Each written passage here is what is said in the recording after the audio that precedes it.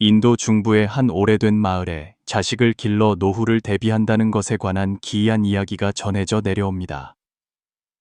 한 브라만 노인이 평생 불법을 받들고 경건하게 수행했지만 늙고 쇠약해지자 청정한 수행을 포기하고 유일한 아들에게 온 마음과 정신을 쏟아부었습니다. 그는 늘 이렇게 말하곤 했습니다. 내가 평생 이렇게 많은 복덕을 쌓았으니 아들이 바로 내 내세의 의지처다. 하지만 몇 년 후 아들은 유산을 다투기는커녕 그를 집에서 내쫓아 버렸습니다. 노인은 길거리를 떠돌다 임종 직전 6글자를 남겼습니다. 혈연, 가장 깊은 빛. 이는 실제로 전해지는 불교 이야기로 훗날 남방 불교의 인과경에 기록되었습니다. 우리가 평생토록 집착하며 추구하는 정, 혈연이 어쩌면 우리가 생각하는 것만큼 신성하지 않을 수 있다는 생각 해보신 적 있으신가요? 자식을 길러 노후를 대비한다. 2000년간 전해 내려온 믿음은 어쩌면 윤회 속 가장 큰 환상일지도 모릅니다. 부처님께서는 일찍이 말씀하셨습니다. 재행무상, 재법무화, 열반적정, 이른바 고륙의 정을 포함한 모든 현상은 단지 인연이 모이고 흩어지는 그림자일 뿐입니다. 당신이 생각하는 부모-자식 관계는 어쩌면 전생에 다하지 못한 빚일 수 있으며 당신이 생각하는 효도는 어쩌면 빚을 받으러 온 자의 부드러운 함정일 수 있습니다. 이번에 우리가 파헤칠 것은 천년간 봉인되었던 비밀, 혈연의 진실, 인과의 심연, 그리고 관세음 보살께서 왜 친히 사람들에게 자식에게 의지하려는 집착을 내려놓으라고 권했는지에 대한 이야기입니다. 만약 당신이 자식 때문에 애태운 적이 있다면, 만약 당신이 가족 관계 때문에 고뇌한 적이 있다면, 당신이 이 글을 보게 된 것은 결코 우연이 아닙니다. 댓글에 이렇게 남겨주세요. 원컨대 집안의 업장을 풀고 원컨대 깊고 먼 인연의 바다를 건너게 하소서. 당신을 위해 그리고 당신이 깊이 사랑하지만 진실을 보지 못하는 가족을 위해 깨달음의 씨앗 하나를 심어보세요. 이제부터 우리는 정이라는 표면 뒤에 숨겨진 불교의 암호를 한 겹 한 겹 벗겨내고 인과 윤회의 실제 구조 속으로 걸어 들어갈 것입니다. 하지만 기억하십시오. 진실은 종종 당신이 상상하는 것만큼 다정하지 않습니다. 어떤 경전에서 부처님께서는 아난에게 말씀하셨습니다. 세간의 부모와 자식 사이의 은혜와 사랑이 비록 두터우나 모두 업력에 얽혀 있기 때문이다. 이 말씀은 혈연에 대한 우리의 전통적인 인식을 완전히 뒤집습니다. 불교적 관점에서 볼 때 이른바 가족, 부모, 자식, 부부는 단지 인연이 화합하여 이루어진 일시적인 조합에 불과합니다. 당신의 금생의 부모와 자녀, 사랑하는 이와 형제는 전생에 당신의 빚쟁이였거나 원수였거나 혹은 당신이 빚진 사람이었을 가능성이 매우 높습니다. 그들은 각기 다른 인과의 궤적에 따라 당신과 인연을 맺고 다시 만나 끝나지 않은 빚의 순환을 이어가는 것입니다. 그리고 우리 속세에서 가장 흔한 집착인 자식을 길러 노후를 대비한다는 것은 불법에서 가장 깊은 무명의 집착 중 하나로 여겨집니다. 이는 잘못된 인식 위에 세워진 기대로 자식을 잘 키우고 잘 봉양하고 잘 가르치기만 하면 늙어서 그들에게 의지하여 안정된 삶을 얻을 수 있다고 믿는 것입니다. 하지만 부처님께서는 이미 그 배후의 허망함을 간파하셨습니다. 그분은 자바함경에서 매우 깊이 있는 말씀을 남기셨습니다. 태어난 것은 모두 고통이며 모이고 흩어짐은 꿈과 같고 부모와 자식은 인연이 닿으면 헤어지는 것이 이치다. 이는 단지 인생의 무상함을 지적하는 것만이 아니라 혈연이 곧 은혜가 아니며 가족의 전기 해탈을 의미하지 않는다는 것을 우리에게 일깨워주고 있습니다. 고대 인도의 부처님 제자 중 마명비구라는 선승이 있었습니다. 그는 출가하기 전 부유한 집안의 자제로 슬의 아들딸을 두고 지극히 총애했습니다. 그러나 출가한 후 오한육통을 닦아 천안으로 가족의 과거생을 관찰하고는 경악을 금치 못했습니다. 두 아들은 전생에 그의 재물을 탐하여 목숨을 앗아가려고 태어난 빚쟁이들이었고 그가 가장 아꼈던 딸은 전생에 그의 원수의 후손이었습니다. 그는 혈연이 진정한 인연이 아님을 문득 깨닫고 지난 날을 돌아보며 충격에 휩싸였습니다. 관세음 보살께서도 여러 차례 모습을 드러내시어 인연 있는 사람들에게 말씀하시길 혈연이라는 표상에 집착하는 것이 중생이 윤회에서 벗어나지 못하는 근본 원인 중 하나라고 하셨습니다. 그분의 천수천하는 단지 은혜를 베풀고 고통에서 구하기 위함만이 아니라 중생의 인연을 보살펴 세상 사람들이 사랑과 미움으로 얽힌 이 생명의 환상을 꿰뚫어 보게 하기 위함입니다. 더 깊은 차원에서 보면 자식을 길러 노후를 대비하는 것은 감정적 집착일 뿐만 아니라 자기 자신을 연장하려는 잘못된 이해이기도 합니다. 우리는 자녀에 대한 기대를 인생 가치의 연장으로 여기고 자손의 성공과 실패를 자신의 공덕과 과보로 삼습니다. 하지만 이것이 바로 나라는 아집의 가장 깊은 표현 중 하나라는 사실은 알지 못합니다. 나의 후손, 나의 복, 나의 대물림에 집착하는 것. 불법의 가장 핵심적인 가르침인 무아와 공성은 바로 우리에게 인생은 무상하고 모든 법은 공허하니 이러한 집착을 내려놓지 않으면 우리는 영원히 윤회 속에서 똑같은 고통을 되풀이할 것이라고 말합니다. 혈연은 윤회의 표상이며 진실은 인과의 근원 속에 숨겨져 있습니다. 이번 시간에는 관세음보살께서 당신에게 자식에게 의지하려는 생각을 내려놓으라고 권하실 때 그분은 과연 어떤 진실을 꿰뚫어 보셨는지 계속해서 깊이 탐구해 보겠습니다. 당나라 개원연간 종남산 화엄산은 범종 소리가 은은하고 향 연기가 피어오르며 가을 달빛은 물처럼 맑고 만물이 고요했습니다. 7자나 되는 키의 고승 해명 장로가 홀로 선방에 앉아 있었지만 그의 표정에는 짙은 근심이 서려 있었습니다. 그는 원래 장안의 명망 높은 가문인 왕원외로 자손이 가득하고 부유하기가 으뜸이었으나 3년 전 한창 나이에 돌연 속세를 떠나 출가 수행하여 세상 사람들을 놀라게 했습니다. 그날은 추석밤 휘영청 밝은 달빛이 장로의 풍상 겪은 얼굴을 비추었고 그는 눈썹을 낮게 들이운 채 손가락 끝으로 염주를 천천히 굴리고 있었습니다. 문득 다급한 발소리가 들려오더니 한 어린 사미승이 황급히 달려와 아뢰었습니다. 스님, 산 아래에서 시주님 열댓분이 오셨는데 스님의 가족이라며 뵙기를 청합니다. 해명 장로는 그 말을 듣자 손에 든 염주가 툭 떨어졌고 말 못할 사연이 있는 듯 얼굴이 굳어졌습니다. 하, 들어오라 하게. 얼마 지나지 않아 한 무리의 사람들이 울며불며 선방으로 들어왔습니다. 앞장선 이는 바로 장남 왕덕보였는데 격앙된 표정으로 외쳤습니다. 아버님, 어찌하여 저희를 버리시고 출가하여 속세를 등지셨습니까?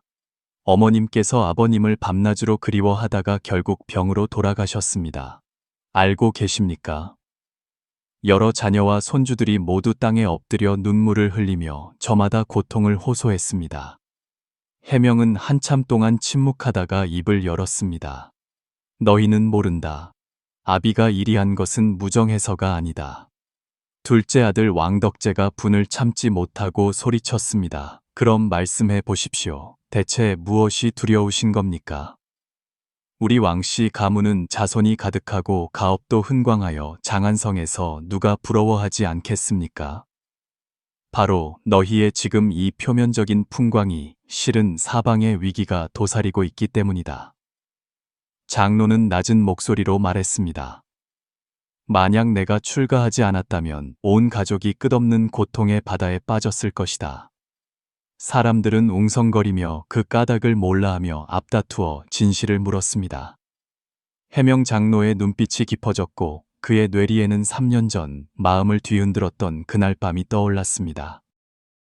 그날 밤 그는 꿈속에서 장엄한 성상이 나타나는 것을 보았는데 연화대 위에 서서 정병을 들고 계신 모습이 바로 대자대비 관세음보살이었습니다.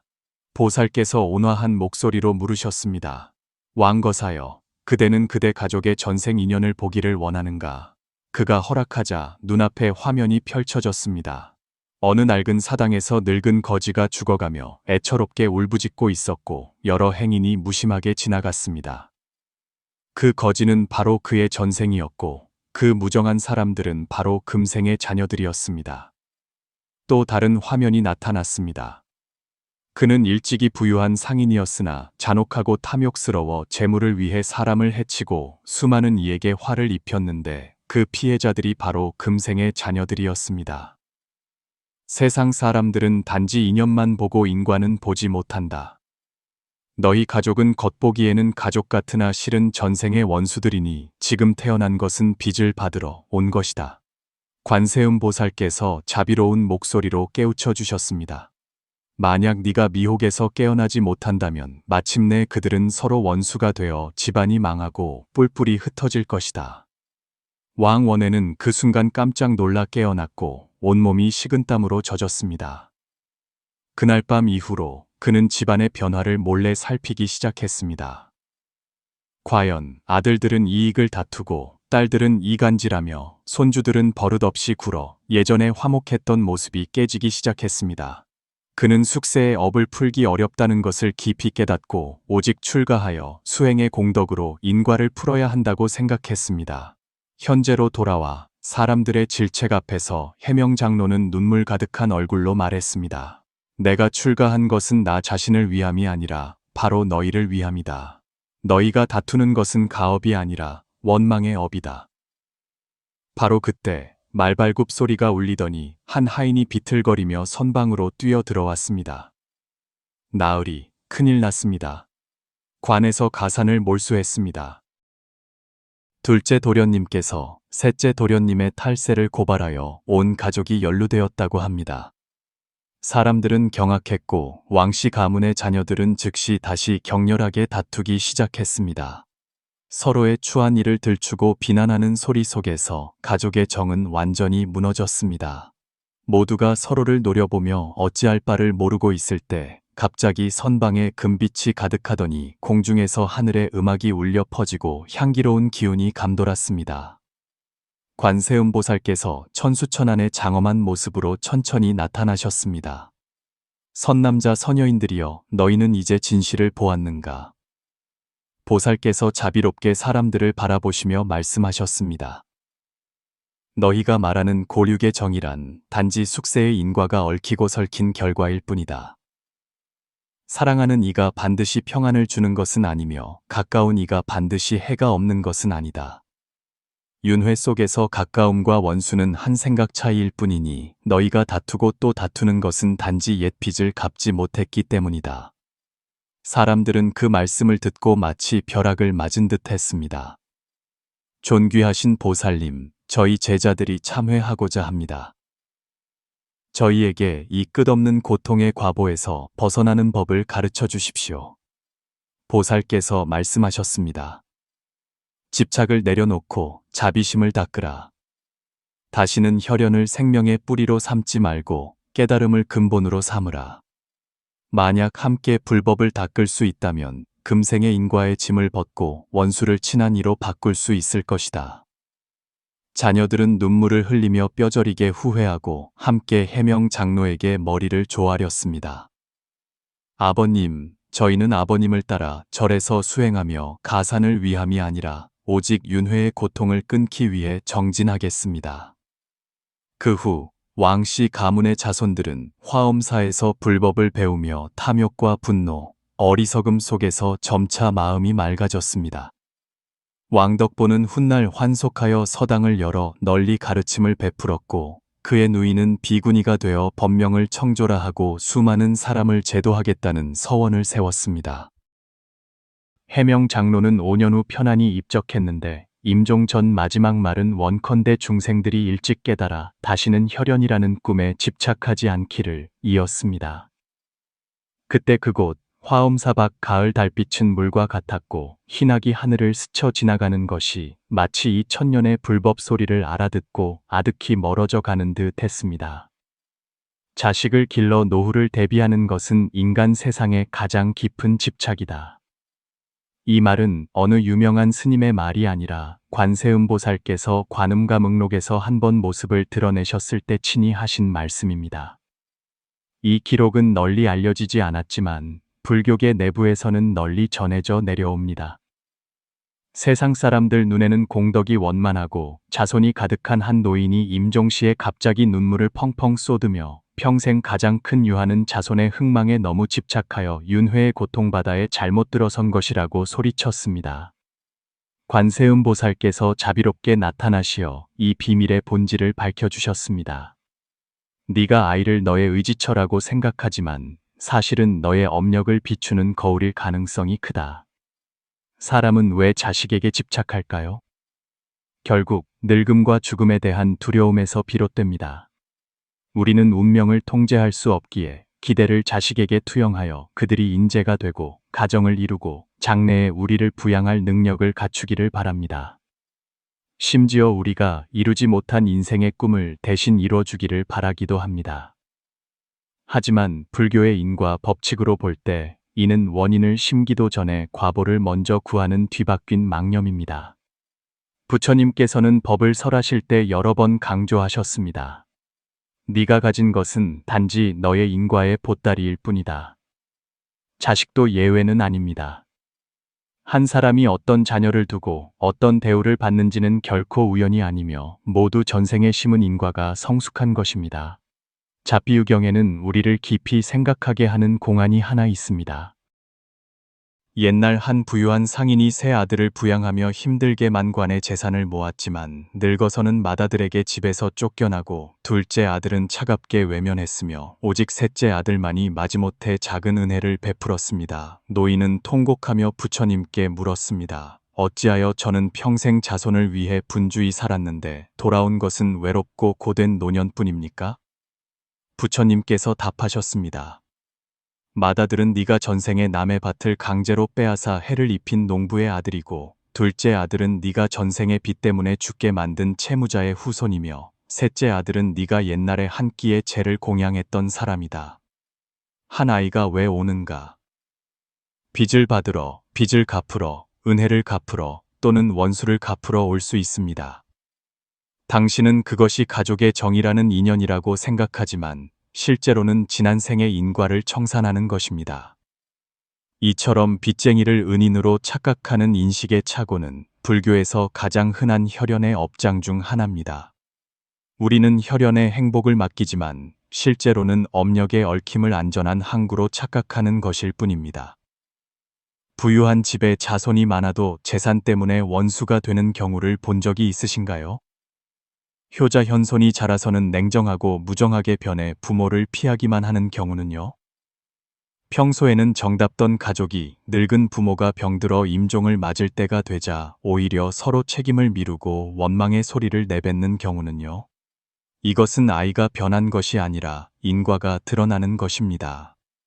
당신이 보는 사랑은 단지 업의 인연이 아직 얕은 것이고 당신이 받는 냉대는 단지 악의 과보가 막 있기 시작한 것입니다. 그래서 관세음 보살께서 말씀하셨습니다. 네가 자식을 키우는 것이 여러 생에 걸친 은혜의 연장이라고 생각하지만 실제로는 숙세의 원한이 다시 나타나는 것일 수 있다. 한 가정이 돈, 명예, 상속 등의 문제로 분열될 때 실제로는 씨앗이 심어진 그 순간에 이미 결과는 정해져 있었습니다. 아이는 당신이 통제하고 싶은 연장체가 아니라 당신이 반드시 마주해야 할 인과의 실체입니다. 이것이 바로 불교에서 수행자에게 종종 정을 끊고 사랑을 버리라고 권하는 이유입니다. 당신에게 무정하고 의리 없으라고 하는 것이 아니라 정과 사랑 속에서 업력의 속박으로부터 벗어나라는 것입니다. 정이 깊다고 해서 복이 있는 것이 아니며 인연이 다했다고 해서 좋은 인연이 아니라는 뜻은 아닙니다. 그리고 자손을 나의 미래로 집착하는 것은 자신의 해탈을 가장 통제 불가능한 변수에 맡기는 것입니다. 진정한 자비는 그들이 빚을 받으러 온 원수 같은 인연일지라도 기꺼이 덕으로 교화하고 법으로 제도하는 것이지 그들이 나에게 효도할 것인가 하는 기대에 집착하는 것이 아닙니다. 부처님께서는 만약 본래 마음을 알지 못하면 법을 배워도 이익이 없다 라고 말씀하셨습니다. 관세음 보살께서도 자비는 집착이 아니며 구제는 의존이 아니다 라고 가르치셨습니다. 이것이 바로 우리가 자식에게 의지하려는 집착을 푸는 두 번째 핵심 열쇠입니다. 나라는 집착이야말로 고통의 근원입니다. 사람이 자손, 가업, 대물림에 집착하는 이유는 그 본질이 나라는 환상을 내려놓지 못하기 때문입니다. 나의 아이, 나의 연속, 나의 노년, 나의 안전감. 모든 생각의 핵심에는 나가 있습니다. 하지만 불교의 가장 근본적인 가르침인 무아는 바로 이 나가 존재하지 않는다고 말합니다. 금강경에는 아집을 깨는 네 가지로 불리는 구절이 있습니다. 아상, 인상, 중생상, 수자상이 없다는 것입니다. 무슨 뜻일까요? 당신이 생각하는 나는 누구이고 그는 누구이며 우리 사이는 무엇인가 하는 모든 것이 허망한 명상이며 당신이 스스로의 역할에 붙인 꼬리표라는 뜻입니다. 이 꼬리표를 일단 인정하게 되면 집착이 생기고 집착은 바로 고통의 씨앗이 됩니다. 그리고 자식을 길러 노후를 대비한다는 것은 바로 이 나라는 상을 가장 쉽게 강화하는 환술입니다. 당신은 아이를 키우고 그가 당신에게 효도해야 한다고 생각합니다. 당신은 사랑과 돈을 주었으니 그가 당신에게 보답해야 한다고 생각합니다. 이 받아야 한다는 기대는 사실상 변형된 채권자와 같습니다. 당신은 아이를 나의 노년 생활의 보장으로 여기는데 겉으로는 자애로워 보이지만 실은 소유욕입니다. 이는 마치 불법으로 보험을 들고 감정적 투자로 이익 보장을 받으려는 것과 같습니다. 이는 자비가 아니라 탐욕입니다. 열반경에는 부처님께서 제자에게 하신 가르침이 있습니다. 한 제자가 아들을 잃은 슬픔에 무너지자 부처님께서는 즉시 위로하지 않으시고 그에게 반문하셨습니다. 너는 왜 이리 고통스러워 하느냐? 제자가 답했습니다. 그는 제 아들입니다. 부처님께서 말씀하셨습니다. 네가 내 아들이라고 생각하지만 실은 과거 인과의 결과일 뿐이다. 네가 진정으로 자비롭다면 그를 불법으로 제도해야지 그의 형상에 집착해서는 안 된다. 이는 냉혹한 것이 아니라 가장 깊은 자비입니다. 사랑의 소유욕을 초월하여 제도하는 지혜의 경지로 들어서는 것입니다. 다시 관세음보살의 천수천안을 보십시오. 각각의 손에는 지혜의 눈이 하나씩 있는데 그것은 신통력의 상징이 아니라 깨어있는 알아차림의 상징입니다. 그분은 왜 수많은 손을 가지고 계실까요? 중생에게 수많은 종류의 집착이 있기 때문이니 1000개의 손은 곧 1000가지의 제도 방법입니다. 그분은 왜 각각의 손에 눈이 있을까요? 사람을 구하기 전에는 반드시 본질을 꿰뚫어 보아야 하니 먼저 미혹을 깨뜨려야 고통에서 건져낼 수 있기 때문입니다. 당신이 아이를 하나 낳는 것이 영혼의 계약서 같은 복밭을 만드는 것이라고 생각한다면 당신은 평생 기대와 실망 사이에서 살게 될 것입니다. 부처님께서는 이미 지적하셨습니다. 기대를 품은 사랑은 업력의 씨앗이며 구하는 바 없는 자비야말로 해탈의 시작이라고. 당신이 말하는 나는 그를 위해 좋다 라는 말에 나는 그가 나중에 나를 위해 좋아지기를 바란다 라는 마음이 섞여 있지는 않은지 생각해 본 적 있으신가요? 당신이 생각하는 희생과 헌신에 마음속으로 어떤 보답을 갈망하고 있지는 않은가요? 당신은 아이가 당신의 영광이 되기를 기대하며 은연중에 나는 그의 창조자라는 정체성을 강화하고 있지는 않은가요? 이러한 생각들은 비록 미세해 보이지만 윤회의 사슬을 이루는 하나하나의 고리입니다. 관세음보살께서 말씀하셨습니다. 중생이 만약 모든 법이 본래 공함을 알아 한 생각도 내지 않으면 곧 해탈을 얻으리라. 이 말씀의 배후에는 비밀이 숨겨져 있습니다. 아이가 당신을 저버린 것도 아니고 당신이 그를 잘못 키운 것도 아닙니다. 바로 키운다는 것 자체의 의미를 당신이 처음부터 잘못 이해했다는 것입니다. 키운다는 것은 소유가 아니라 인연과 함께하는 것입니다. 대비한다는 것은 의존이 아니라 무상함을 받아들이는 것입니다. 당신이 내가 너를 키우는 것은 나를 위해서 라는 생각에서 벗어날 때 당신은 비로소 진정한 자비가 그가 자유로워지기를 바라는 것이며 그가 최종적으로 당신에게 보답하든 안 하든 상관없다는 것을 발견하게 될 것입니다. 우리는 이미 자식을 길러 노후를 대비한다는 생각의 인과적 진실을 파헤쳤고 혈연 배후의 윤회 메커니즘과 나라는 집착의 함정을 이해했습니다.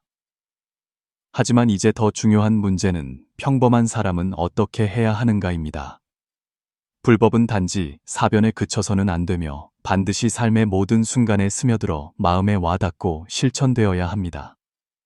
다음은 당신이 자손에 대한 집착의 함정에서 벗어나 맑고 원만한 관계를 만드는 데 도움이 될 3가지 실천 가능한 수행 방법입니다. 첫째, 인연을 관찰하되 인연에 얽매이지 말고 매일 연기를 관하라. 아이가 잘못을 저지르거나 말을 듣지 않을 때 즉시 내가 너를 헛키웠다 라는 분노에 빠지지 마십시오. 그 대신 조용히 앉아 눈을 감고 묵묵히 염하십시오. 그와 나는 단지 금생의 한 조각 인연일 뿐, 은혜라면 갚을 것이요 원한이라면 돌려받을 것이니 모든 인과는 마땅히 내려놓아야 한다. 이렇게 하면 마음속의 기대가 점차 옅어지고 그 대신 자비심이 일어나는 것을 발견하게 될 것입니다. 당신은 더 이상 그들이 당신의 보답이 되기를 요구하지 않고 그들이 각자의 해탈의 길을 찾기를 축원하게 될 것입니다. 둘째, 투자하는 마음이 아닌 보시하는 마음으로 자녀를 대하라. 부처님께서는 우리에게 보답을 구하지 않는 보시야말로 진정한 복받이라고 가르치셨습니다. 당신이 아이에게 베푸는 교육, 함께하는 시간, 그리고 양육은 보시처럼 맑고 물들미 없어야 합니다. 마음속으로 묵묵히 염하십시오. 내가 그를 공양하는 것은 미래의 부처님을 공양하는 것과 같다. 명예를 위해서도, 이익을 위해서도, 노후를 위해서도 아닌 순수하게 선한 인연의 씨앗을 심는 것입니다. 이러한 씨앗만이 고통의 열매를 맺지 않을 것입니다. 셋째, 혈연보다 법의 인연을 중시하는 가정 문화를 만들어라. 불교 가정의 최고 경지는 부모와 자녀가 서로 사랑하는 것이 아니라 서로 도반이 되어 함께 법을 닦는 것입니다. 자녀에게 성적, 성공, 재물을 쫓으라고만 하지 말고 염불하고 경전을 쓰고 선을 행하고 방생하고 남을 돕도록 격려하십시오. 이는 업력을 전환시킬 수 있을 뿐만 아니라 더 높은 차원의 인과적 연결을 만들 수 있습니다. 진정한 효도는 당신이 늙었을 때 그가 당신을 부양하는 것이 아니라 당신이 떠난 후에도 그가 당신이 다하지 못한 선한 서원을 이어가고 당신이 여러 생에 걸쳐 쌓은 공덕을 지켜주는 것입니다. 당신은 생각해 본 적 있으신가요? 우리가 평생 겪는 모든 집착, 명예, 이익, 정, 가족은 결국 무상이라는 두 글자를 이기지 못합니다.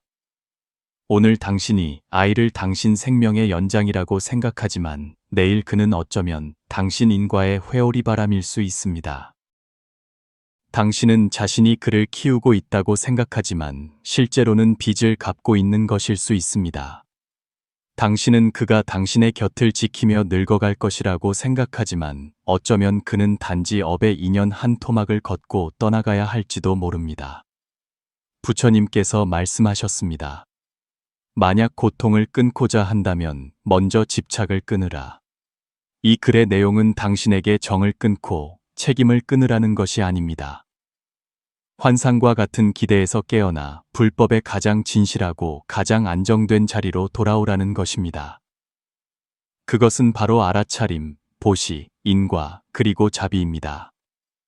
당신이 더 이상 자녀를 미래의 보장으로 여기지 않을 때 당신은 비로소 현재의 사랑을 진정으로 소유하게 됩니다. 당신이 그들을 당신의 부속물이 아닌 중생의 한 사람으로 대할 때 당신의 사랑은 비로소 맑고 깨끗해져 윤회에 떨어지지 않을 것입니다. 당신이 오늘 이 글을 접한 것은 우연이 아닙니다. 당신은 지금 깨어나고 있습니다. 댓글에 남겨주세요. 원컨대 저는 집착을 내려놓고 지혜의 빛으로 가정을 비추겠습니다. 원컨대 당신이 꿰뚫어 보도에 냉담하지 않고 내려놓되 도피하지 않기를. 원컨대 당신이 혈연을 이해하고 법의 인연을 심기를. 원컨대 당신이 금생에 진정으로 자유로워져 다시는 내세를 걱정하지 않기를.